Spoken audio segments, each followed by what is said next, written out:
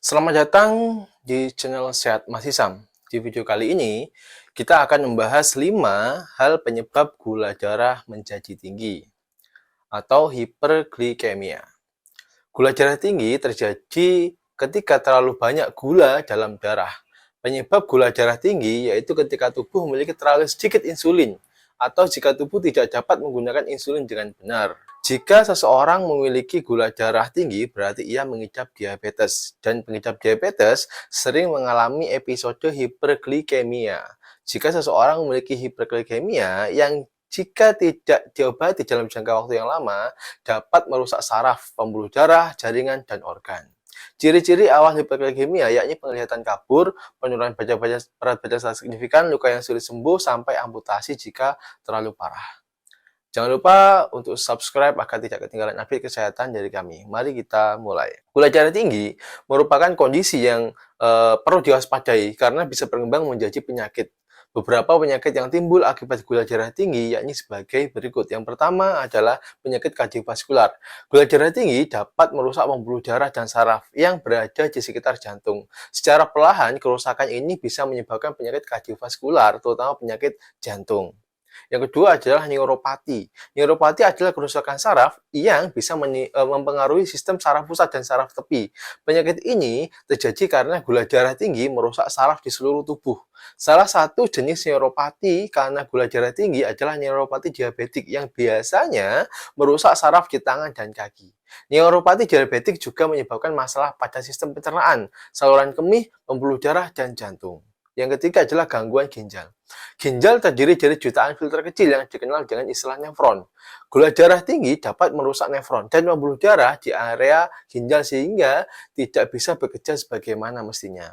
Salah satu penyakit ginjal yaitu gangguan ginjal kronis yang bisa diketahui setelah didiagnosis oleh dokter. Sekarang mari kita bahas penyebab gula darah bisa tinggi.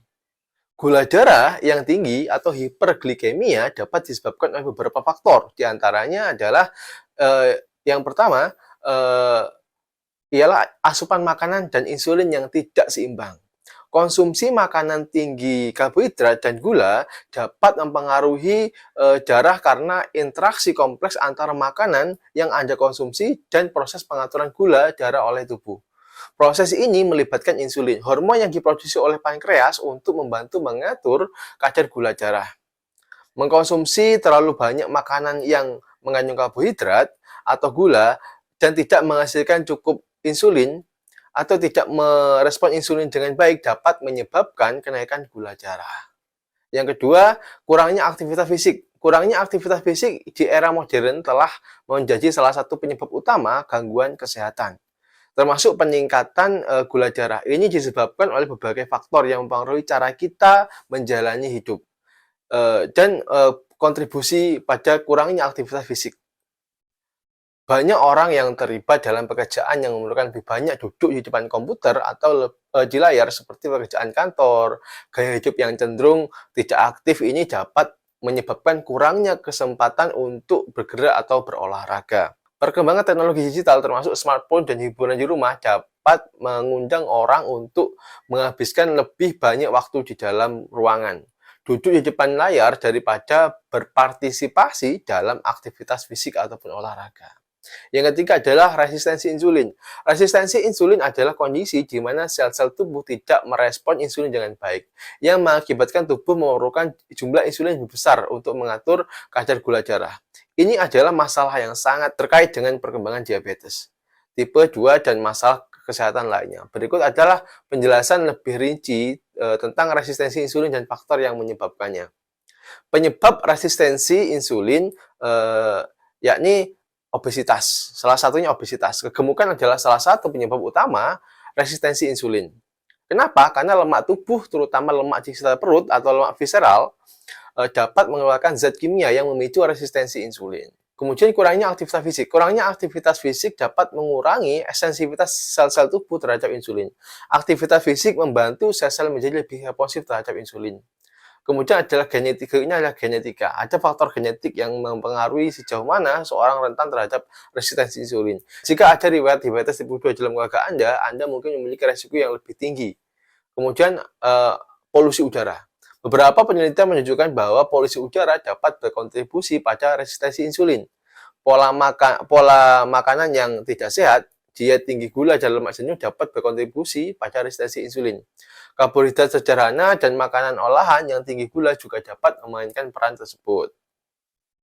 Yang keempat adalah stres dapat memiliki dampak signifikan dalam gula darah, melibatkan interaksi kompleks antara sistem hormon stres dan regulasi gula darah. Hormon-hormon stres utama yang terlibat dalam respon stres adalah kortisol dan adrenalin.